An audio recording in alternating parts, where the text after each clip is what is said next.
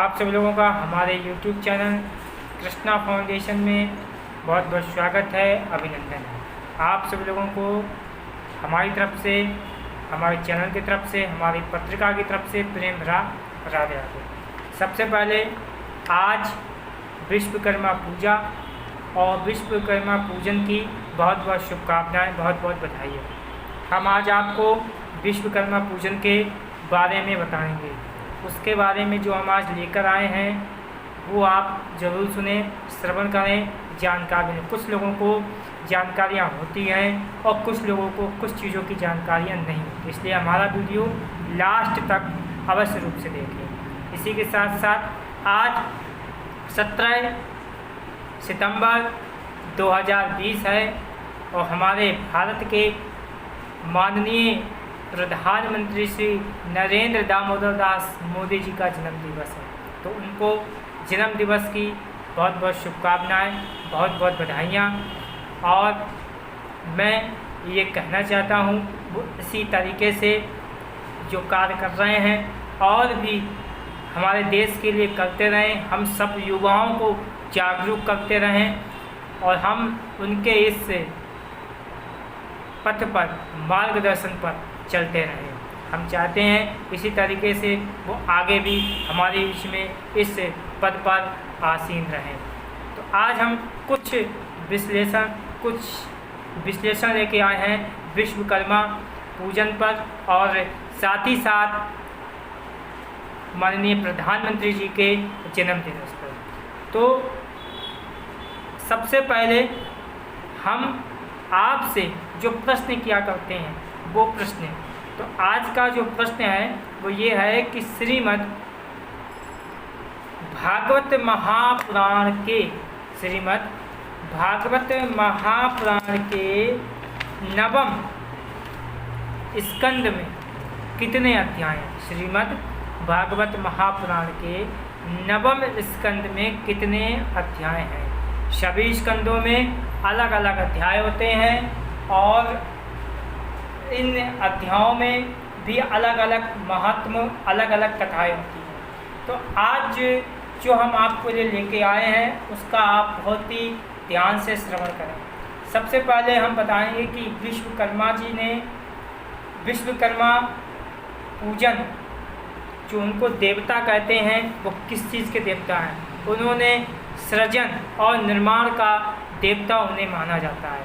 यानी किसी भी चीज़ का निर्माण हो तो उस चीज़ का निर्माण करते हैं, वो सृजन करते हैं। जब भी अपना घर या कोई भी नई चीज़ बनाते हैं उसका निर्माण करते हैं तो उनका पूजन विशेष तौर पर किया जाता है। तो विश्वकर्मा पूजन की अगर एक बात और बताएं कि जैसा कि बताया गया है, त्रेता युग में लंका का निर्माण भी विश्वकर्मा जी द्वारा हुआ था।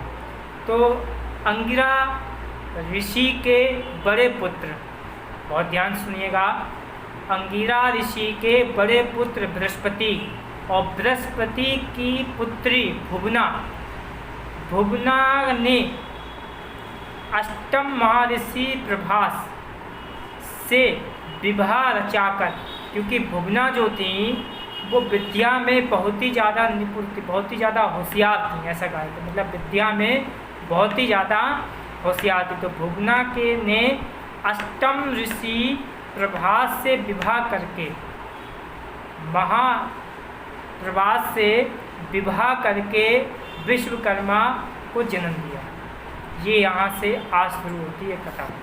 क्या है कि 17 सितंबर, मतलब हर साल 17 सितंबर को श्रम दिवस के रूप में भी ये मनाया जाता है। चाहे सरकारी हो, गैर सरकारी हो, उद्योग हो, सभी जगह इंजीनियरिंग लोग भी, जो इंजीनियर होते हैं वो भी विश्वकर्मा की पूजा करते हैं, क्योंकि विश्वकर्मा निर्माण एवं सृजन के देवता हैं। उद्योग हैं, कारखाने हैं, इन सभी जगह पे विश्वकर्मा की पूजा होती है। अब मैं ये बताऊंगा कि साल में कई बार विश्वकर्मा पूजन होती है, लेकिन कुछ लोग विश्वकर्मा पूजन को विश्वकर्मा जयंती के रूप में मानते हैं। ऐसा अनुचित है।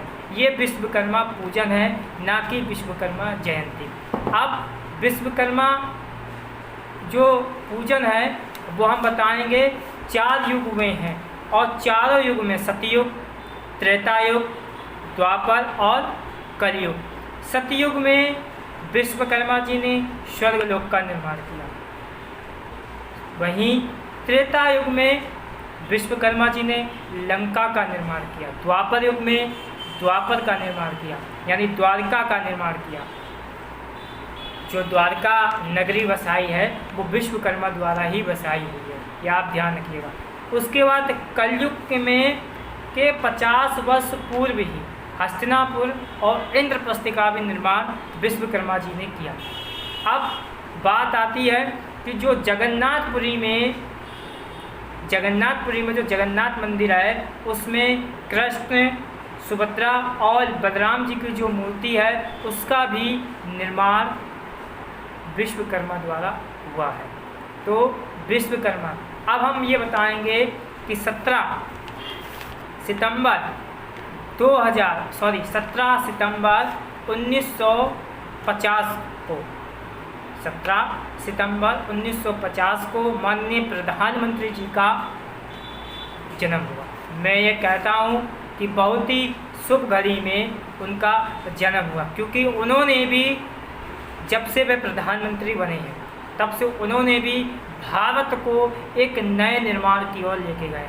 उन्होंने भी भारत का एक नया निर्माण किया। वह कार्य उन्होंने किए हैं जो संभवतः पिछले कई दशकों से नहीं हो पा रहे थे। उन्होंने बड़ी सरलता से, बुद्धिमत्ता से ये कार्य किए हैं।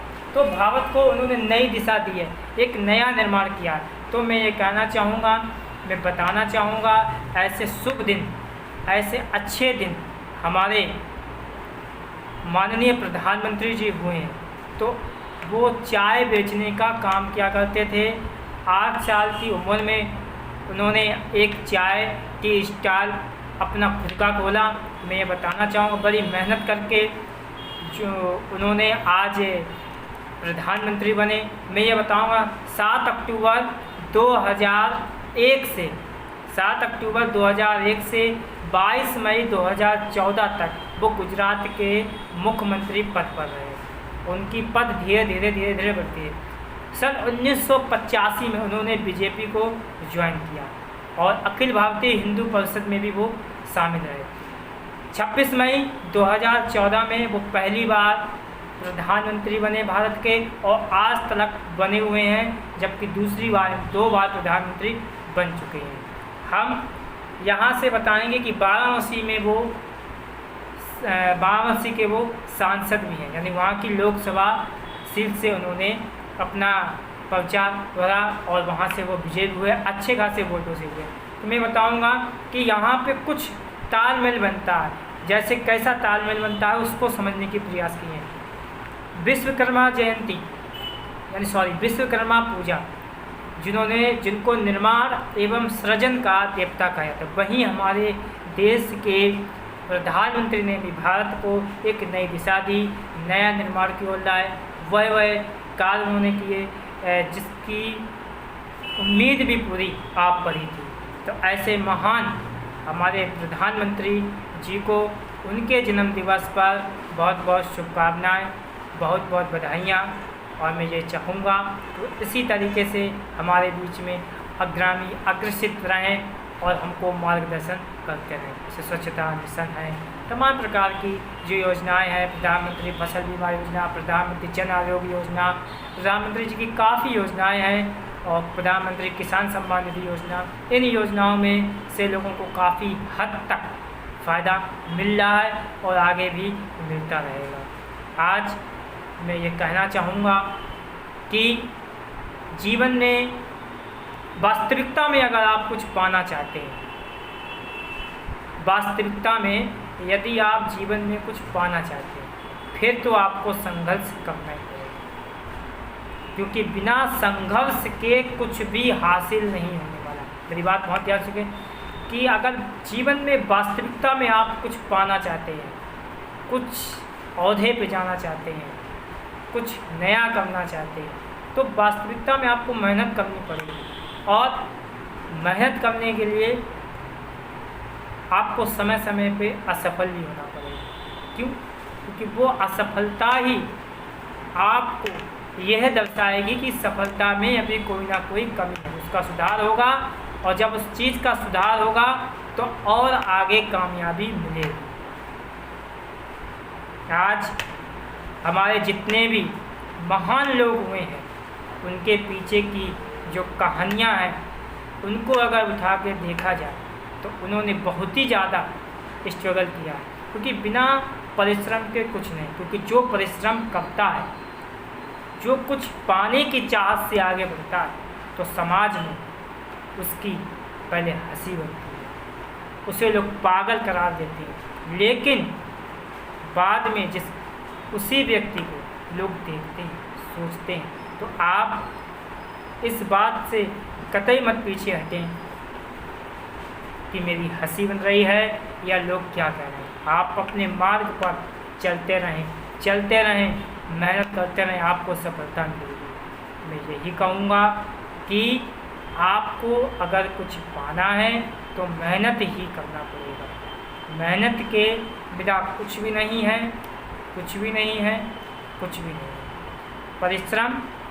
परिश्रम। तो आज का जो दूसरा प्रश्न है वो यही है, श्रीमद् भागवत महापुराण के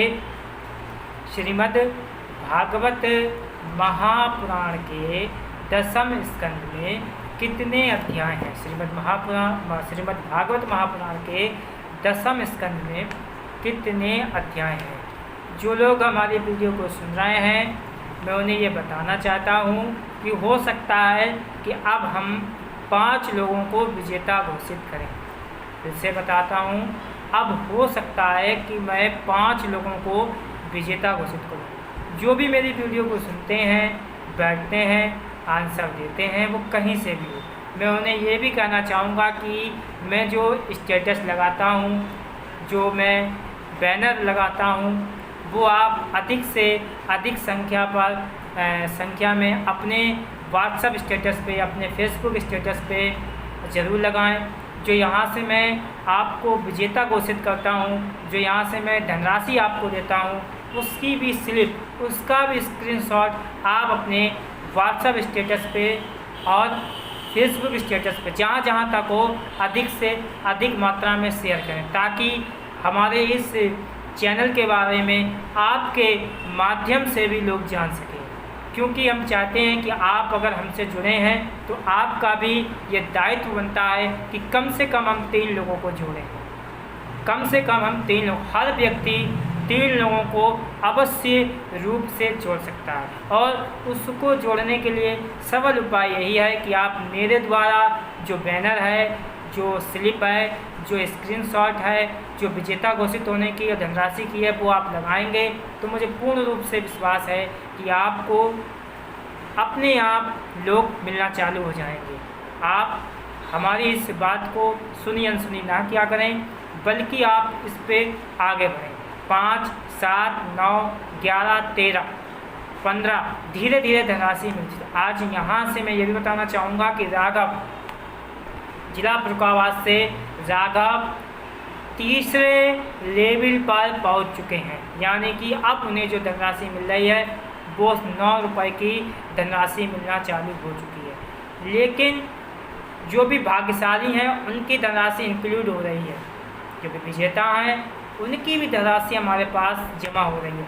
आप लोग बैठना चालू करें और धनराशि लेना चालू करें, क्योंकि जो आदमी, जो प्रतिभागी 9 रुपये की या 11 रुपये की धनराशि पर पहुंच जाएगा तो उसे 11 रुपये पहले नहीं मिलेंगे, उसे 5 ही रुपये से धनराशि मिलना स्टार्ट होगा।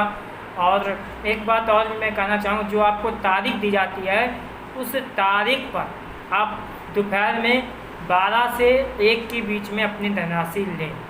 तो हम आपसे विदा लेते हैं, हमारे चैनल की तरफ से, हमारी संस्था की तरफ से और हमारी तरफ से, हमारी ड्रीमलैंड पत्रिका की तरफ से। प्रेम राधे राधे।